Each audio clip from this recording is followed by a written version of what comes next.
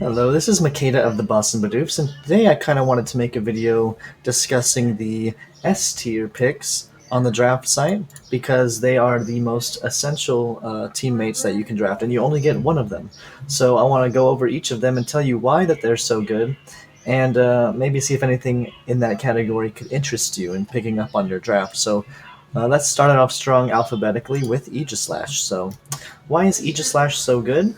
Well, one, its ability, which I'll get to in a second, and second, it has its amazing base stats. So, if you look, it says here that it has 140 defense and 140 speed with 60, 140 special defense with 60 speed. Sorry, and that's already insane bulk. But the thing that makes Aegislash so good is its ability that swaps between, as you see, it has two base stat lists right here. Its ability, stance change, has it swap between each of them, depending on which form it's in. So you can see this is what the shield form looks like, and this is the sword form. So every time you switch out into Aegislash, it'll always leave into shield form. Even if he was in first and he was in shield form, you switch him out. When he comes back in, he'll always be in shield form, which is really great because that means he'll always have the defensive stat bonuses whenever he's getting attacked, if you're switching into an attack, or if you're slower than the opponent, they attack first, you're still in shield form, and then when you attack, you switch to sword form, which has 140 in the attacking stats. You can see his bulk is not good in sword form, but his attack is insane, 140 for each of them. So what makes Aegislash really good is that flexibility, and then he is always in defensive form. So once you attack, the only way to get back into defensive form is to use his special ability, King Shield, special move. And when it's hit by a physical attack, while he's using King Shield, which nullifies all damage, it lowers your opponent's attack by one stage, which means they'll be doing less damage the next turn they attack you. And it's just super good. The thing about Aegislash is playing the mind games. If you can predict correctly and utilize the defense form to the best of your ability, Aegislash is an absolute force to be reckoned with. It's super strong, but for people that are new to competitive Pokemon, it might be a little bit difficult to utilize him properly because of how complex his ability and his stats are. So, that being said, he's still very strong, absolutely solid Mon. I can't talk trash against him. He did really well against me last season when the San Francisco Cinderace picked him up. So it's just an all-around solid Mon. But he is hard to use and he is extremely powerful. So if you can find the balance between that, like, you're golden. Next up is Azumarill. Azumarill, which is kind of an odd S tier for a lot of people, I'm sure, is they're really strong because they have three above average abilities. Huge power being the most notable, which doubles its attack stat passively. So it has base 50 attack, but having huge power essentially means it has base 100. And while that doesn't seem too high, base 100 on a Pokemon that has access to Belly Drum, which cuts your HP in half, but maximizes your attack, gives you +6, so you'll be doing 3 times or 4 times the damage or whatever. I can't do math right now, I don't remember, I always mix them up. 4 times the damage, I believe, of a normal attack, along with great bulk, 80 defenses, and 100 base HP, which is a really above average, and the access to a priority water attack, which means it'll always go first unless the opponent also uses a priority move and is faster than you. So it gets Belly Drum to give it +6, and then it has Aqua Jet, so it always goes first. So the only thing stopping you is a water absorb user, or something that greatly resists water. And even then, Azumarill's bulk is so high that it can probably take a hit from anything, even if it goes second. So, I mean, at half HP, maybe not as easily, but you'll usually run a berry to restore a percentage of your health if you're going to be using Belly Drum anyway. So, I think you can work around that. It gets a lot of great moves. It gets fighting, fairy, water coverage. It gets lots. It gets rest if you want to recover, stuff like that. It gets all kinds of stuff. It's just a really strong Pokemon. If you can get a Belly Drum off, it's basically over unless they have a Water Absorber. So I can't talk trash on this Pokemon. If you want to run a bulky set, you can even run Sap Sipper, which gets rid of one of its weaknesses in Grass because it absorbs Grass attacks, or Thick Fat, which halves fire and ice attacks, which it already resists anyway, but it's just a little extra resistance there. So I would run Huge Power most of the time, but Sap Sipper is definitely a solid ability on it as well. Next up, Cinderace. Cinderace is now a force to be reckoned with because of its new ability, Libero. So every time Cinderace with the Libero ability uses a move, it changes to that move's type. So if you were to use Tackle, you wouldn't because Tackle's trash, but if you were to use Tackle and you have Libero ability, Cinderace becomes a normal type. This is really good because Tackle on Cinderace normally would just be a base 40 attacking move. But when you have Libero, you get the stab bonus, which is the same type attack bonus, because you become the normal type, which means all moves of your type that you use do an additional 1.5 times damage.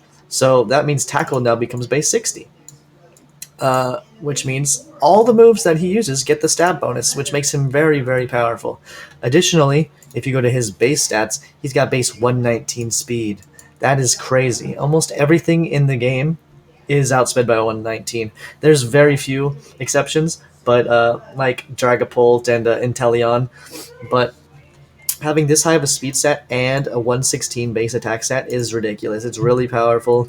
The ability to get stab on every move you use just means it's so strong, and it gives you a good way to play around opponents. If they switch into something that's strong against fire type, you use a different attacking move. Like if they switch into water type, you can tech in Electro Ball, which is a special move, so you probably won't, but you could turn into an electric type and deal with it that way. It gets all kinds of interesting coverage to utilize this ability with, like Bounce. Let's see, Mudshot, U-Turn makes it a bug type, which means it's a great pivot as well because it gets the stab bonus on U-Turn when it transforms. Just all around great Pokemon. Very dangerous, so be careful if someone picks this up against you. Next up is Clefable. Clefable is a really solid Mon.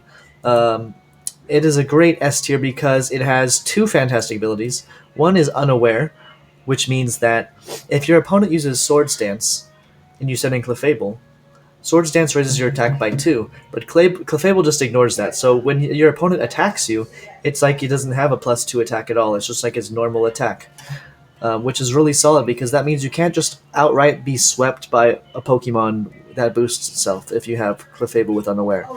However, its other ability, Magic Guard, means that it prevents all damage except from attacking moves, which means if this Pokemon gets Toxic, doesn't take toxic damage. Burned, no burn damage. If it switches into Stealth Rocks, no Stealth Rocks damage. It takes no residual damage at all, unless it's from a directly attacking move, which means that Clefable is really solid.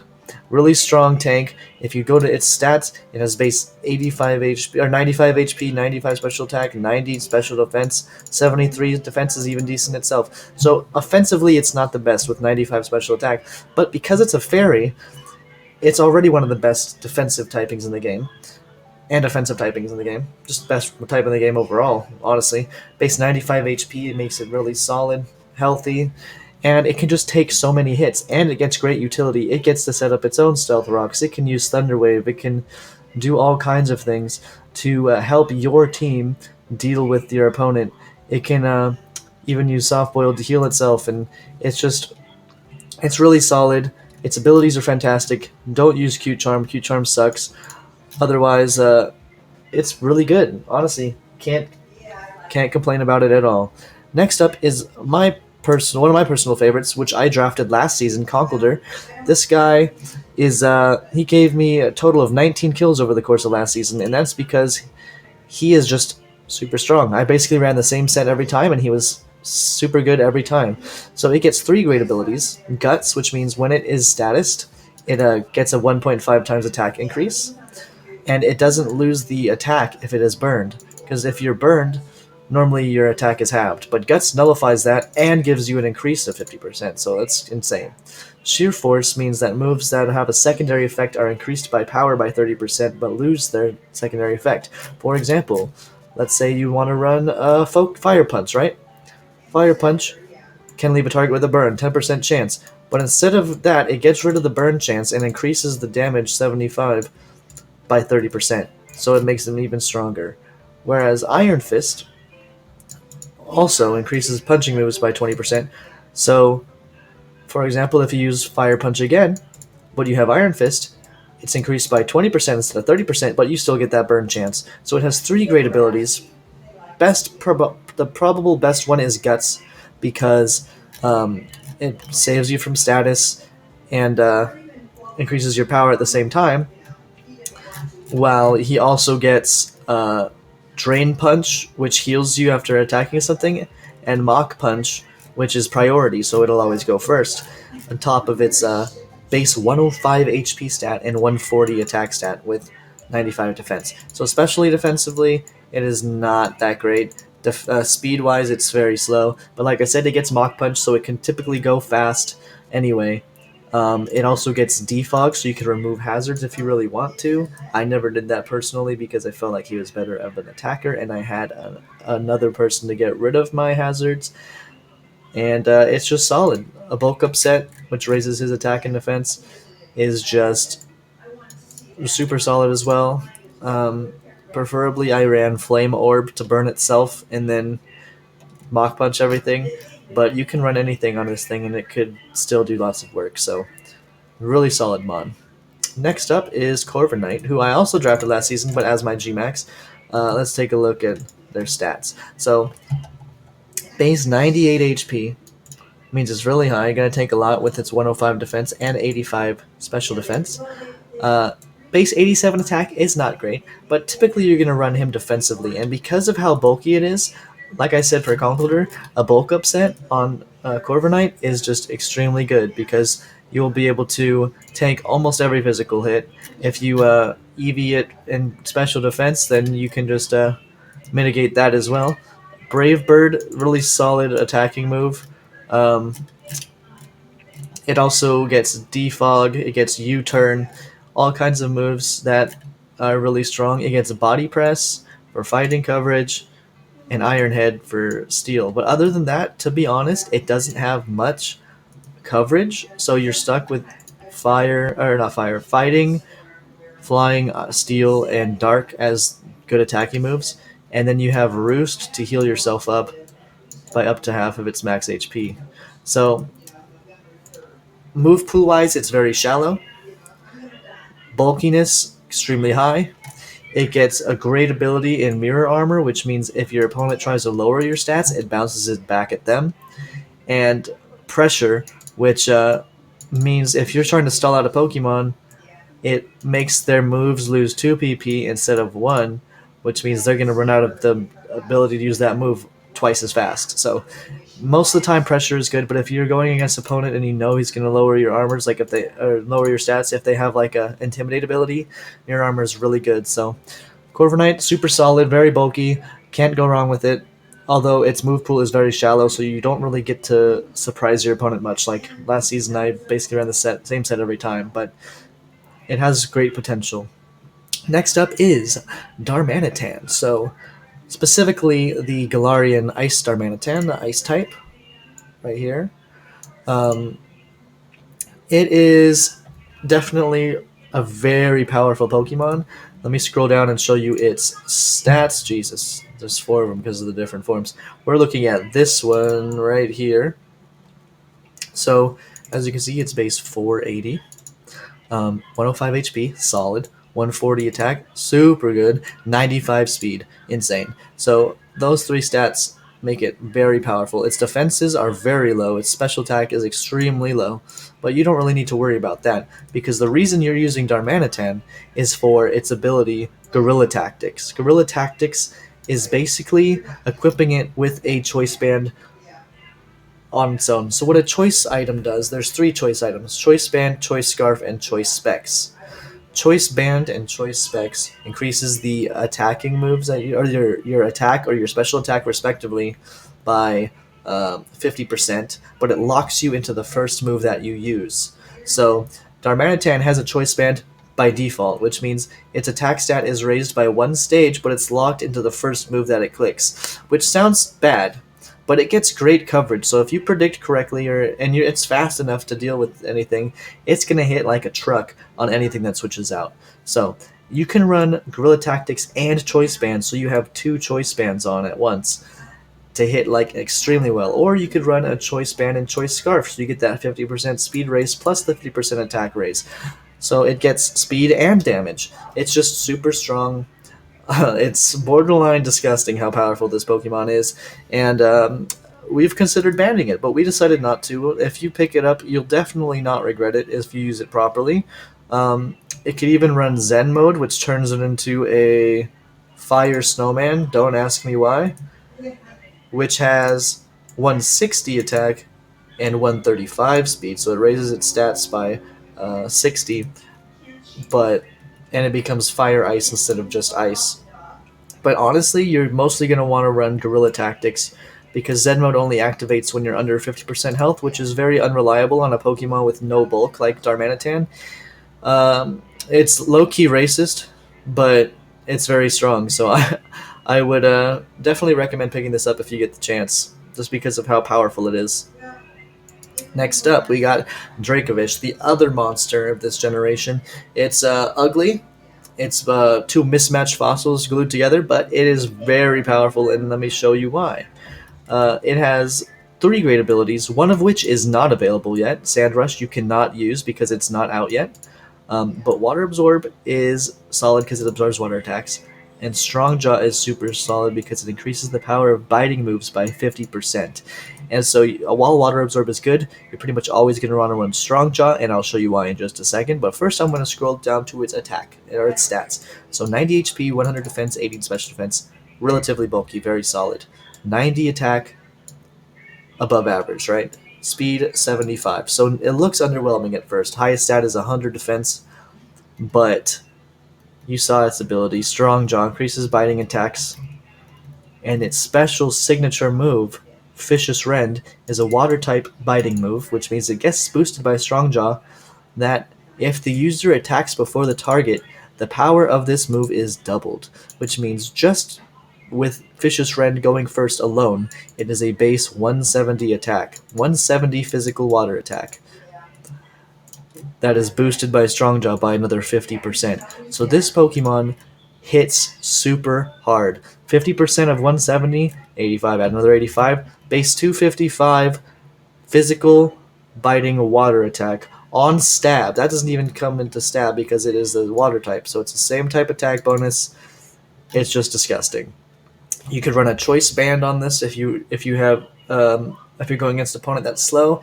Go for, like beat it every time. You're gonna bite through that team like no problem. So you're gonna want to pick up something for your team. If someone drags Dracovish, you're gonna want to pick something that can deal with it. Absorb, like another water absorb user.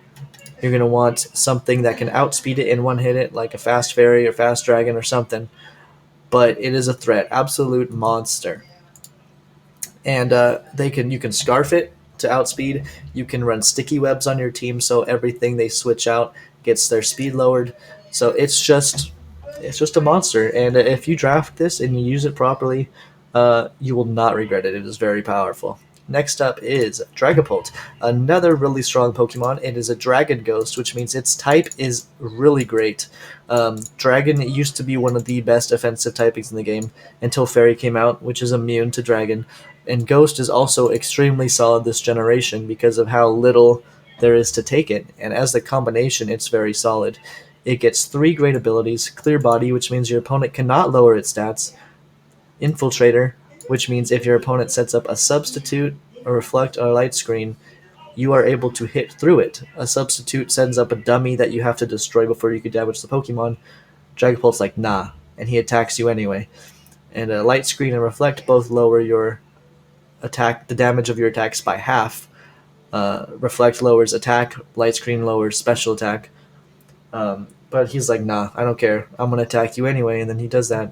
Cursed Body's good as well, which also has a chance to disable a move, which means if you attack a Dragapult and you get Cursed Bodied, then the last move that you used is now unable to be used for a certain amount of turns, which is very solid, because if you were going to two-hit KO this thing, you hit it once and then you get disabled, you have to switch up the moves, and you might not have another move that can deal with it. So that's good. So looking at its stats, 88 HP, very decent. 120 attack, very good. 100 special attack, also very good. 142 speed, by far the fastest thing we've shown so far. It is super fast, and while its bulk is relatively low, its fast like speed stat makes up for it immensely.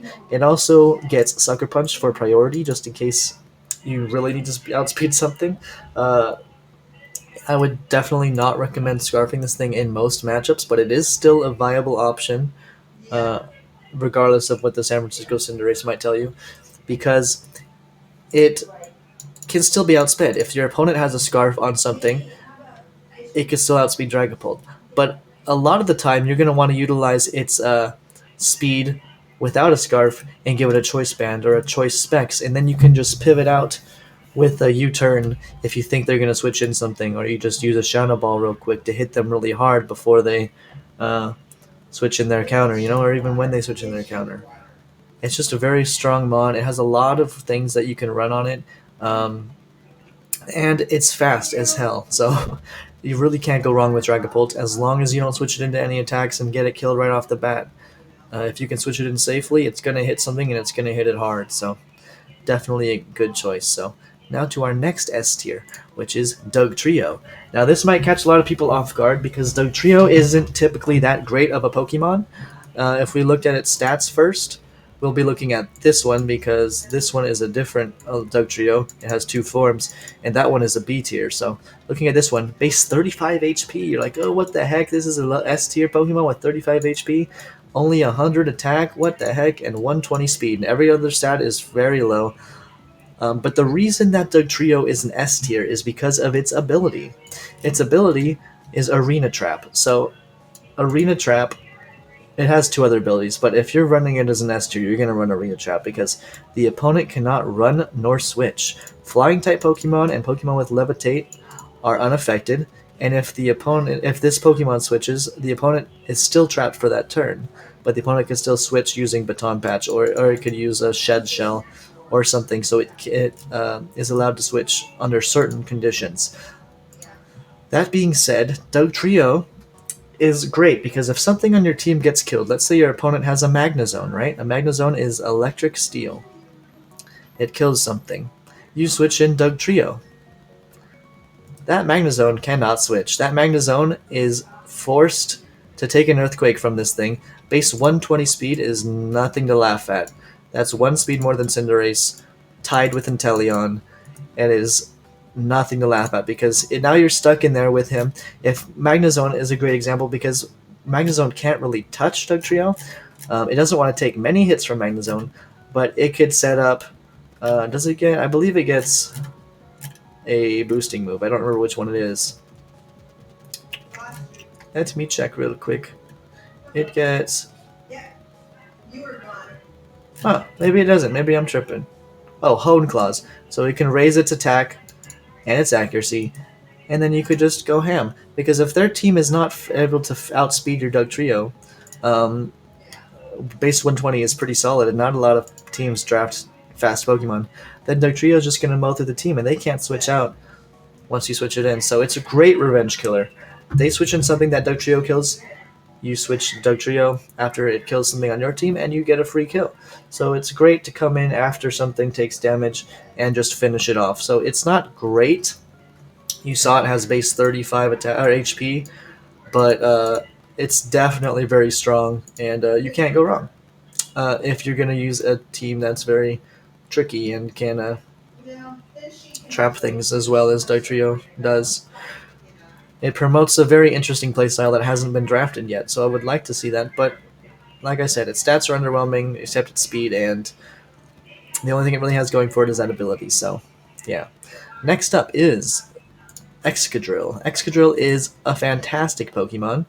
It has three great abilities. If you're running a Sand team, it's almost essential if you can pick it up first, because Sand Rush doubles its speed in the Sandstorm, or Sand Force increases the attacks, Ground Rock and Steel attacks by 33% in a Sandstorm, plus Stab for Ground and Steel because it's a Steel and Ground type. And Mold Breaker means that these moves that Excadrill uses are not affected by your foe's abilities. That means if you use Earthquake and your opponent has something with Levitate, which negates ground type attacks, it will still hit it because Mold Breaker ignores the ability Levitate. So it's really good against like the Rotom forms, which all have Levitate but are all electric type, which means they're all weak to it except for the grass one, um, and the flying one. We don't talk about that one though. And it just hits through everything.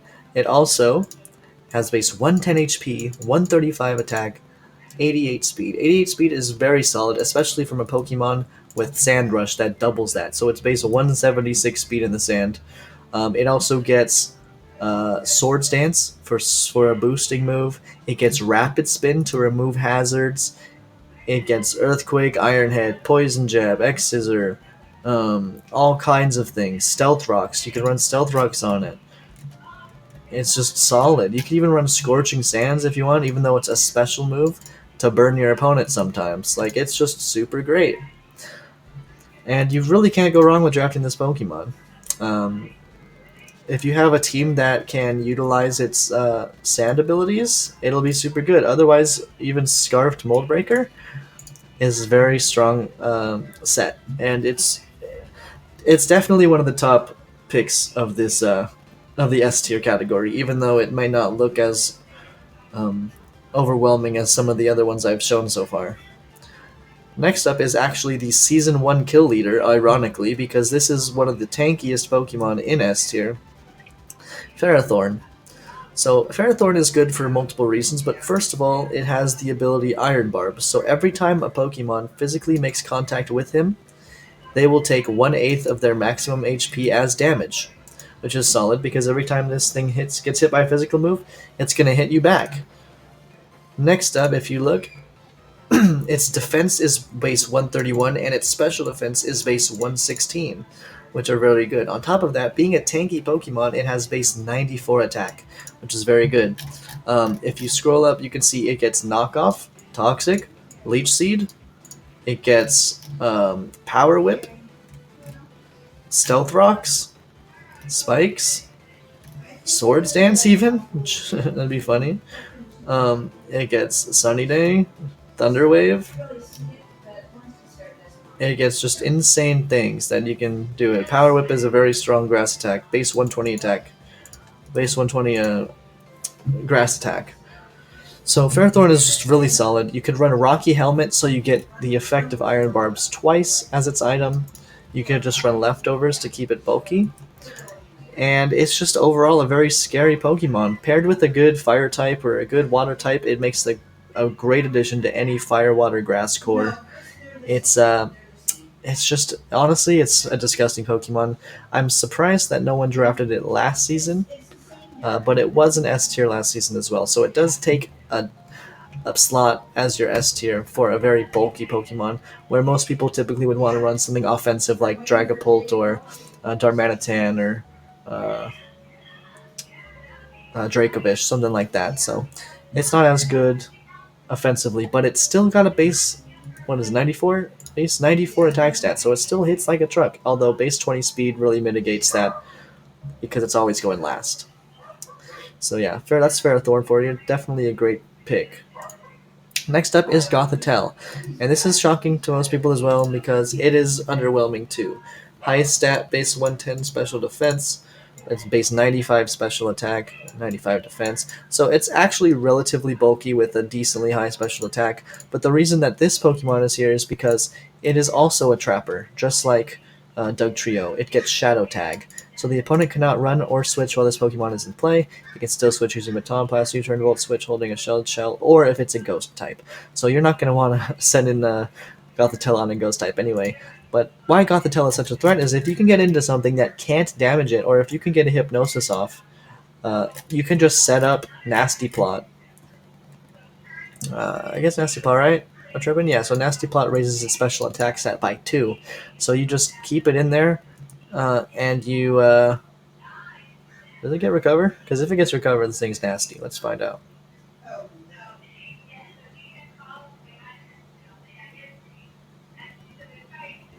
Doesn't look like it gets Recover, so you're going to have to run some residual recovery, unless I'm just missing out. But it can just stay in, boost up, and then slay everything. I mean, you can even run a choice Scarf so you get that speed, and because you know if you're switching it in, you're going to trap something and you're going to attack it. So if you want to outspeed it, you just run Choice Scarf, um, get something stuck in there against you. Same as Dugtrio, but to a much different, lesser extent, in my opinion. I feel like Dugtrio is a lot more has a higher attacking stat and a higher speed stat. So the base 65 kind of really makes this less of a solid Pokemon, but it's definitely there uh, to do damage, to take you out if you get trapped in by it. So definitely a solid pick. Very interesting Pokemon. Um, Terrible design, but it's definitely an interesting Pokemon that if you use properly, you won't regret it. So next up is Grimmsnarl, who is extremely powerful Pokemon. It has two really good abilities: Frisk, which reveals the foe's hold item, so you don't have to play any guessing games. But more importantly, Prankster, which makes status moves or non-attacking moves have their speed priority increased by 1. And the only thing that stops this is if it's used against a dark type, because they fail against dark types. Um, it's also got a fantastic typing and is Dark Fairy. Prankster is very solid because it gets priority bulk up, which means you can boost your stats before you get attacked by anything. You can use priority. It also gets Nasty Plot too. You can do that. It gets priority taunt. It gets priority thunder wave. Priority. What else does it get? Trick.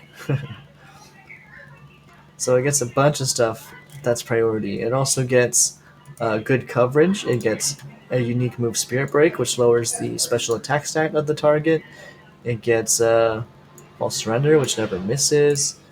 It gets Fake Out for priority for attacking. Sucker Punch for priority for attacking.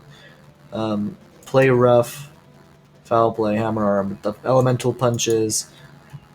It gets screens. You can run screens with priority, which is really good. If you they last for 5 turns, but if you give it Light Clay, then it lasts for 8 turns, and you get to guaranteed get it up because of Prankster. So those are really good.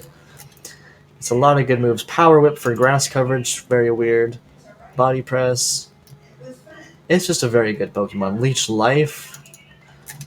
Yeah, and we go down to its stats. Base 95 HP, really good. 120 attack, super good. 95 special attack, really good. Not the best, but really good. So its defensive stats are lacking, speed's lacking, but I think because of its ability to bulk itself up so well with Prankster and Bulk Up, um, that the defensive stats aren't really necessary, and he can just sweep you with priority Sucker Punch, unless it's played around. So it's just a really solid mon. Looks cool. It gives priority because priority is something very hard to come by. And yeah, so Grimmsnarl is a really solid mon. Next up is Gyarados, Gen 1 staple. It is very solid, and this is why its two abilities, which are Intimidate and Moxie, are both very, very strong. Intimidate lowers the opponent's attack once Gyarados is switched out, unless they have Clear Body, Hypercut, or White Smoke, whatever. Or it has, I believe, Inner Focus or Oblivious, which block Intimidate. And that's just really good because that lets him take a hit if you're switching something into a physical attack. Or it has Moxie if you use him as a revenge killer to go in and kill something. It raises its attack by 1 stage every time he gets a knockout on a Pokemon. So that can snowball very quickly, especially if you're running something like Dragon Dance, which increases the attack and speed by 1 stage. So it hits harder and it gets higher speed too. It gets Thunder Wave for utility. You can run a bulky set. The only problem is it's a water flying type, and its best flying coverage, I believe, is best physical flying coverage is Bounce, which takes 2 turns to use. It gets Power Whip, it gets Stone Edge, it gets Hurricane and Scald for special options. It just got Scale Shot this time, which means it can attack up to 5 times at once, so 25 times 2 to 5, depending on how many attacks it uses for dragon coverage. And it boosts the user's speed but lowers its defense. So like that's kind of a downside, but that speed raise is great if you don't care about losing the damage that Dragon Dance would give you, because you're still doing damage when using Scale Shot, as opposed to wasting a turn to raise your attack and speed. You have the option to do so. Also, if stats get lowered, you can run Lash Out. Probably very niche, wouldn't use that most of the time. But if we look at its stats, you can see 95 HP is very good. 125 attack is really good. 79 defense, decent. No special attack. Good special defense and decent speed. So you typically don't want to run special attack, but because of its special defense and its HP, you can run a defensive Gyarados with like maybe one attacking move to utilize his attacking stats. But you can run like Scald to try to get some burns, Scald, Thunder Wave, stuff like that. It has flexibility that probably won't be utilized, but it can be. And that's very interesting because you can really surprise an opponent by doing that. So that's Gyarados for you.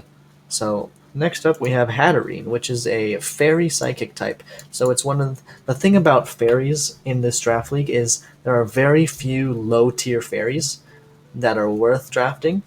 So all the higher tiers, like a lot of the S tiers, a lot of the A tiers, are all fairies. So Hatterene gets the ability Magic Bounce, which reflects non-attacking moves used on a Pokemon back to the attacking Pokemon, excuse me. So if your opponent uses Stealth Rocks as you switch in Hatterene, you're going to bounce those Stealth Rocks back to their side of the field, so you get free Stealth Rocks. They just use Stealth Rocks on themselves, basically. So that's what's really cool about Hatterene. Let's scroll down to her stats because they're pretty weird. 57 HP is not great. 90 attack is very odd, considering you would mostly be running this as a special attacker. 95 defense, solid. 136 special attack, which means it has a very, very high special attack stack, along with 103 special defense, but base 29 speed. So Hatterene is really only scary if it could be in Trick Room, because base 29 speed basically guarantees that it outspeeds everything except Ferrothorn or Shuckle. Everything's slower. Like there's a lot of things that are way faster than it, but it has good enough bulk to be utilized, and its typing is insane. Sidekick Fairy is just great. It gets Nuzzle, which means that you can attack your opponent with an electric attack and guarantee a paralysis on it. It gets great mixed coverage. It gets Swords Dance if you really wanted to. But I think most of the time you're going to be using a special set. And it gets great coverage. Calm Mind will be really strong to boost your special defense even more. It's just great. And the typing is fantastic with a great ability. So it's a very solid pick if you don't mind being slow and taking some hits. Hatterene is very solid.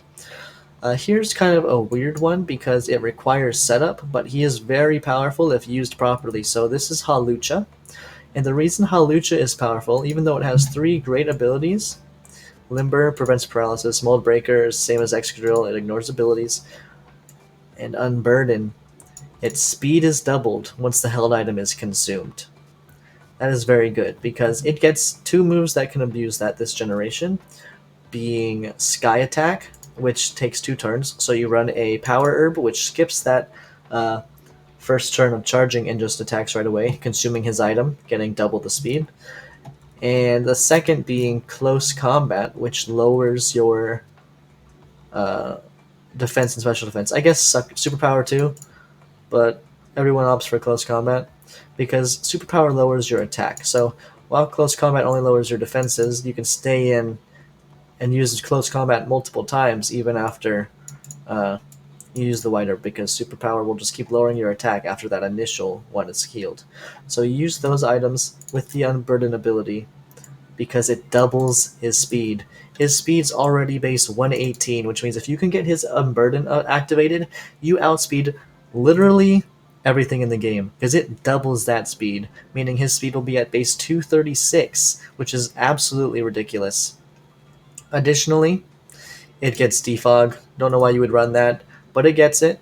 You can. It gets Swords Dance, which is great if you can set that up. And it also can run Unburden if you have a Pokemon that sets up a terrain, like Rillaboom with Grassy Surge, Pincurchin with Electric Surge, Weezing with Misty Surge, and Indeedee with Psychic Surge, because there's items in the game called the Electric Seed, Grassy Seed, Psychic Seed, and Misty Seed, and they trigger instantly upon entering the field if there's a terrain effect. So you can switch Hawlucha in if there's a terrain effect and activate your Unburden. So you can draft one of those 4 Pokemon in addition to Hawlucha to get that as a guaranteed activation every time. But then you have to save Hawlucha for when you really can use him, because he can be countered. Otherwise, you can run a Gmax that sets up terrain, and you can send in Hawlucha after the Gmax does its work. Or you can just do what I said with Close Combat and Sky Attack and use White Herb or Power Herb to get the Unburden on your dime. So Hawlucha is very solid. As you can see, it's basically impossible to outspeed it once Unburden is activated. Maybe a Scarf Dragapult, but I doubt it. I still think it outspeeds that. 92 attack isn't great, but it gets Swords Dance, so if you can sneak a Swords Dance in somehow, the game is definitely going to be hard for your opponent to win at that point. So Hawlucha is very solid, has a very snowbally setup, and we'll see if someone could utilize him properly this season. Next up is Hydreigon. It's a Dark Dragon with Levitate, which means it can't be hit by Ground-type moves. It's just a great extra immunity that it wouldn't normally have without an ability. Why Hydreigon is so good is because it has base 92 HP, which is very good for an offensive dragon. 105 attack, 125 special attack, 90 defenses, and 98 speed. So the 98 speed is kind of unfortunate. If it was like base 100, it would be super good. But yeah, it's just solid. Gets great coverage. It's a great typing. You can't really go wrong with drafting this Pokemon. It even gets Nasty Plot. It gets what else does it get? U-turn if you want to like psych something in that they want to bring into you. Flamethrower, Hydro Pump, Earthquake, Fire Blast, all types of types. It gets great attacks. So yeah, you really can't go wrong with drafting Hydreigon. Next up is Como, is a dragon fighting that someone puked on for the shiny version, with 3 amazing abilities that you can actually utilize depending on your opponent. So Bulletproof protects the Pokemon from some Ball and Bomb moves, so it won't get hit by Shadow Ball, Sludge Bomb, Bullet Seed, Bullet Punch, which are great. Soundproof can't be hit by Sylveon's Hyper Voice, which is super good because it's 4 times weak to Fairy, and Sylveon's a Fairy. Can't be hit by weather effects or powder moves if Overcoat is on, which means if you're going against a sand team, you can run Overcoat and not get hurt by Sandstorm and still do your thing. It also gets a very unique move. It gets 2 actually. Clanging Scales is its special attack. It's a base 110 special dragon attack that lowers the user's defense after attack, but it doesn't waste the accuracy. Like Draco Meteor is a base 120 dragon attack with 90 accuracy that lowers your special attack sharply, so you lose 2 stages. So while Clanging Scales, you only lose 1 defense stage, so I think that's arguably better. It also gets Belly Drum to maximize its attack for half its HP. It gets Autotomize to raise its speed stat by 2. It gets Iron Defense, Dragon Dance, and its other signature move is Clangorous Soul, which it takes 33% of your HP, unlike Belly Drum, which takes half, and raises each stat by 1. So it raises its HP, attack, defense, special attack, special defense, and speed by 1, if you can get that off. And looking at its stats, base 75 HP, not great, but good. 110 attack, solid. 120 to 5 defense, very good. 100 special attack, 105 special defense. And its worst stat, arguably, is its speed at 85, because you want to have a fast speed. But like I said, you get that Omni boost from Clangorous Souls, you can Dragon Dance, you can mitigate that very well. On top of its great coverage options, it gets Iron Head, it gets Outrage, Earthquake, Low Kick, Fire Punch, Ice Punch, Thunder Punch. You can run either physical or special. It's just solid. Its type is extremely unique and powerful. The only problem is that it's so slow and it's 4 times weak to Fairy, and there's a lot of good Fairies this time. So it's just a solid mod. You can't go wrong if you can utilize him and his strengths properly, because as I mentioned, his weaknesses, he can be taken over pretty quickly. So Como is solid, and he's done decently well in the past. So that's Como for you. Next up is Toxapex. We moved it up to S tier this season because it's just such a good, bulky defensive Pokemon. I can't really justify it being in A, because all the water types and stuff in that tier are just lesser in comparison. It gets the ability Regenerator, which means that when you switch this Pokemon out, it restores 33.3% of its maximum HP.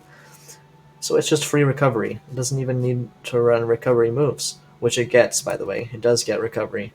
So it has a special ability which is like Protect, which means it can't get damaged. And if anything hits you with a physical or a contact move, it poisons them. That's good. It gets recovered to recover half its HP. It can set up Toxic Spikes. It can use Toxic.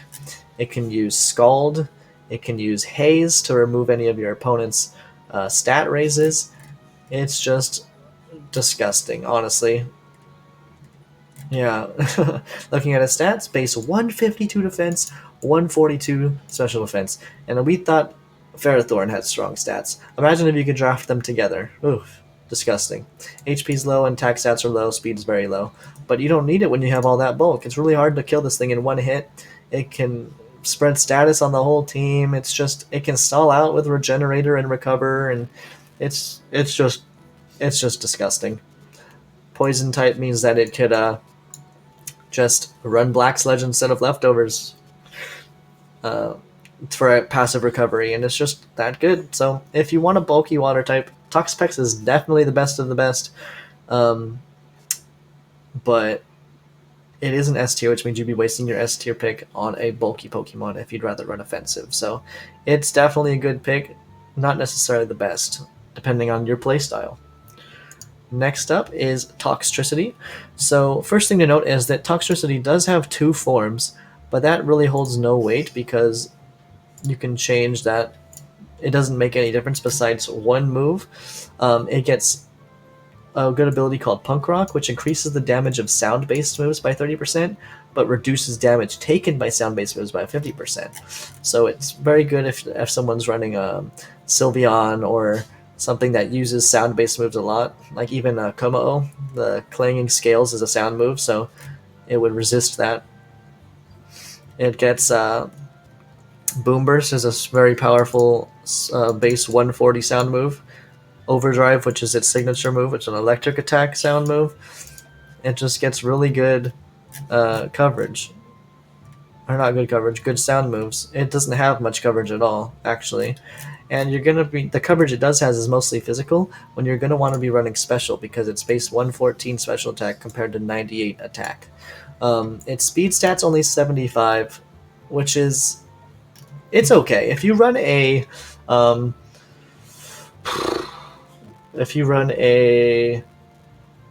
Sticky Webs team, that's going to be very mitigated. It also gets Rising Voltage. If you have Electric Terrain, it becomes a base 140 electric attack. It's super powerful. And it's a very solid mon. Electric Poison's a very unique type. 4 times weak to ground, but its damage output is enough to justify it, in my opinion. But this is something you definitely don't want to get trapped in on against a Dugtrio. So you got to play it properly. You have to have the right teammates for it. So it depends on how the draft goes for you if you want to pick Toxtricity up. Last but not least is Tyranitar, a very solid Pokemon with basically only one ability. You could run Unnerve if you really don't want the Sand, but the thing about Sand is that it boosts Rock type's defenses while in the sand, so you're going to want to utilize that. That's what makes Tyranitar so bulky. So it gets Sandstream, which lasts 5 turns and does damage to every non-rock, ground, or steel type. So it's very good in that regard. It raises its defense. It already has high, or I believe it's special defense. It has high special defense, base 100, base 110 defense, base 95 special attack, 134 attack, 100 HP. Just very powerful Pokemon. Great coverage, great type, Dark Rock. 4 times weak to fighting, but that's not a problem because it's so bulky. It can still get one hit, but not as easily. Gets the Fangs for coverage, Earthquake, Stone Edge, Crunch. It gets Thunder Waves. You can use Stealth Rocks. You can use all kinds of things. Flamethrower, Ice Beam, Thunderbolt. You're trying to run special. It gets Fire Blast. So it gets Dragon Dance if you really want to set up. But it has base 61 speed, so that's something that really mitigates it. How you really want to use Tyranitar is as a sand setter for your team. Um, but with how important how important steel types are, Tyranitar is probably not going to be as useful to your team unless you're specifically drafting for sand, because uh, steel type is extremely important on every team. So Tyranitar is very solid as well. I hope this gave you some ideas on what to draft or what you might want to draft. I know these videos have been long, but I think they're very important, especially to people that don't know what does what and are just picking things because they look cool. I think knowing at least what the potential of these Pokemon can do is the best thing I can provide you before you start your draft. So I hope this helps you pick something out, narrow it down to a couple choices, because likelihood is if you're not first pick, you're not going to get what you want. Um, but there are a good amount of them, so something that catches your eye must be available. So I hope you enjoyed. Let me know if you have any questions, and good luck on your draft.